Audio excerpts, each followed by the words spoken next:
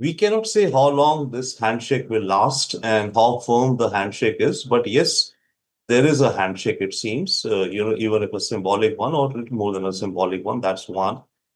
The rest, I think the proof of the pudding lies in the eating, so to say. So going ahead, we will see. Of course, we will be very, very wary.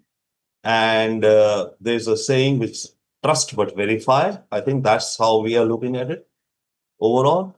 And secondly, as to what happens when Trump goes or remains, I think that we should keep aside the element of America and Trump. India is graduating and is there at a place in the world matrix in which India will be making its relationships on a bilateral basis with each country without letting the shadow or clouds of a third country influence that relationship. I think that's where we are. For example, even our relationship with Russia, India, Russia, fine, we're proceeding, and we are not letting the United States, cloud that issue. Yes, US is taking punitive action at us. Yes, okay, we are facing it. But I think at the core, what we are doing now is building up our relationships with each of the countries, big or small, in our own strategic manner. So Trump remains, Trump goes. Our relations with China will depend, I think, on how China works with us. Sure, if American policies are impacting us, sure, that would have, some displacement effects on maybe issues of some trade or little, maybe somewhere even in geopolitics, because we are in an interconnected world. But I would think that we should not think that our relation with China, if it's normalizing, is something now we can, shrug off America and tell America to go and take a walk. No, America is and will be extremely important to us, as is India extremely important to America. We are in a period of a storm. This storm will pass. When it passes, okay, when Trump goes, at least then it will pass, hopefully. It could pass sooner also. But yes, the damage the Trump steps have done on tariff with India, that will remain for a long while. That will leave a scar in our foreign policy, foreign view.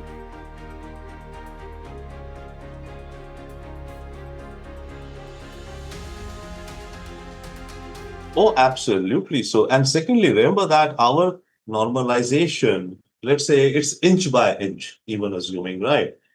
This started with last year's meeting at Kazan on the sidelines of BRICS between Modi and Xi, right? After that, the thaw of the last 4 years, the coldness, some of it started working, and we started having some meetings further again on border management.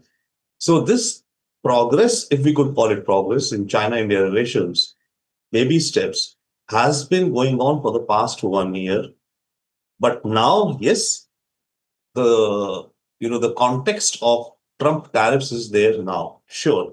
But the progress and the journey, if the two ancient civilizations can come together with high principles of coexistence, peaceful coexistence, and to live and let live.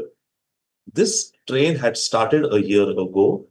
Yes, now the Trump tariffs are there. So because of that, of course, we are also making our recalculating our, several aspects. Even China is recalibrating several of its steps because China is also facing the tariffs. Maybe not immediately; they're being held in abeyance. But China knows that America considers it as its number one competitor, and America has decided that it will never let China become the number one empire. So China knows that reality also with respect to the US. So China is also, to say, as you are saying, hedging, or let's say it's a portfolio approach. So China is also seems to be keen to some extent of normalization with India for its own benefit. Because bottom line, everyone is doing it for their own benefit.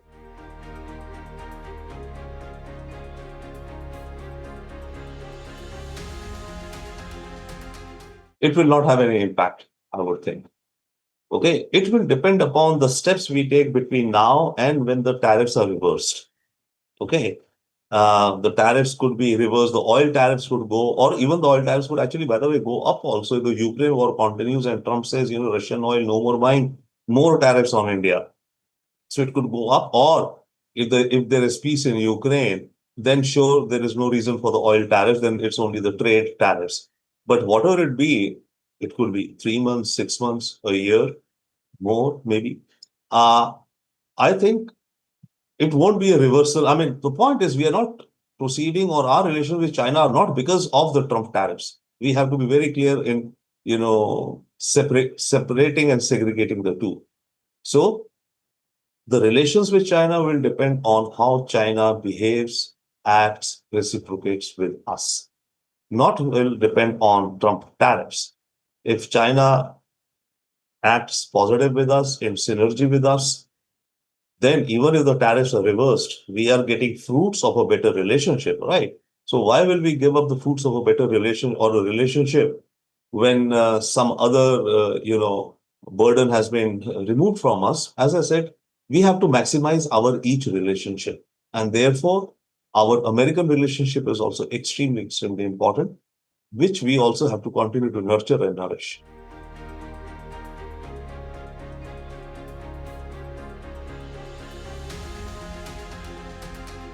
The optics, no, definitely. See, again, the optics is coincidental. It's not that China and India and Russia all decided that, okay, let us go and meet in Beijing because Trump is doing this in the world. No. This summit is the annual summit, the SCO summit, right, of leaders. This year, it happens to be happening in China. China is the host this year. Next year will be some other country, right? So it is coincidental in that sense that this year it is in China and the full blast of Trump tariffs is hitting the world. So therefore, China playing host to world leaders like Putin and Modi and a host of others definitely creates optics, or rather, I would say optopolitics. That is the layer of optics above a base of geopolitics. It's the amalgamation of geopolitics and optics, optopolitics. So there's huge optopolitics emerging from Shanghai, which the US and the Western capitals must be and are looking at, because it is coming at a time, supposing the Trump tariffs were not there, imagining, the SCO summit would still have conducted its own business, whatever it was. Putin could have still come, maybe, right? But since the context is different today, it becomes important. And all of the players who are coming there mostly is the global south in a way. Though China claims to be global south, China is not the global south. But let's say for the purpose of SCO, China, wants to walk along with the global south. So it seems like, world leaders gathering in Beijing, and definitely, if not an anti-Western, but a non-Western approach, a non-Western solutions to global challenges, issues, concerns is being voiced, and this is being seen by the United States, without doubt.